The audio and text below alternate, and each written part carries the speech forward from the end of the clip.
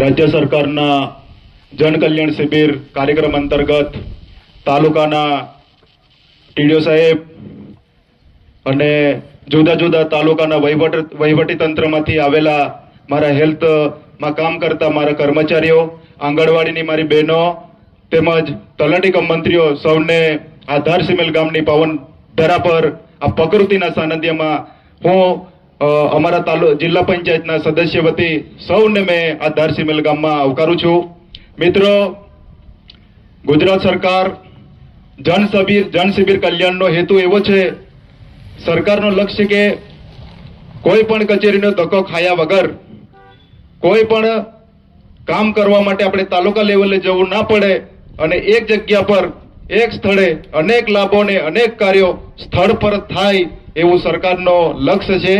એના માટેનો આ કાર્યક્રમ છે। ત્યારે મારા ધારસીમેલ તાલુકા પંચાયતની અંદર આવતા અને કુકરદા જિલ્લા પંચાયતની અંદર આવતા તમામ ગામના લોકો આનો લાભ લે એવી મેં સૌને અપીલ કરું છું। સાથે સાથે વહીવટી તંત્રને મેં એક વાત કહેવા માંગુ છું, એમનું ધ્યાન દોરવા માંગુ છું।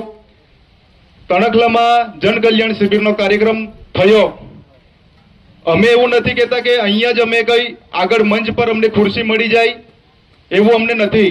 અમે લોકોના કામ કરવા માટે અમે નીચેથી પણ કામ કરવાના છે।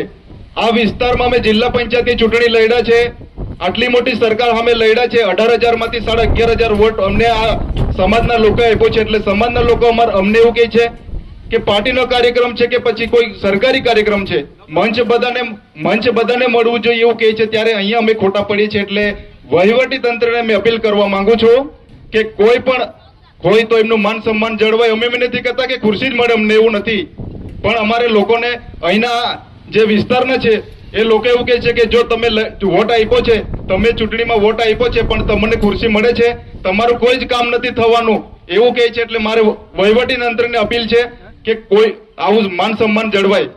ત્યારે સાથીઓ, વિશેષ એટલું કહીશ કે સરકારના જે પણ લાભો છે એ લાભો આપણને મળે।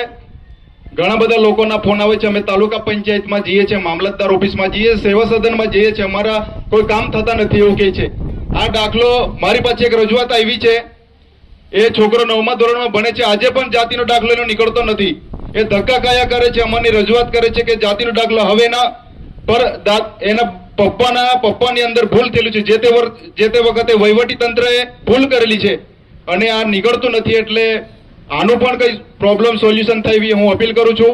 સાથે સાથે તમામ લોકોને એટલી વિનંતી કરું છું કે તમામ લાભ લે સરકારના। એ આયુષ્યમાન કાર્ડ હોય, જાતિનો દાખલો હોય, ઈ શ્રમ કાર્ડ હોય, આવકનો દાખલો હોય, જાતિનો દાખલો હોય, આઈ પોર્ટલ ખેડૂત પર અત્યારે 14 તારીખ સુધી અરજી થયેલી છે। ત્યારે સરકારનો તમામ લાભ લે અને આપણે મળે એવી તમને બધાને અપીલ કરું છું।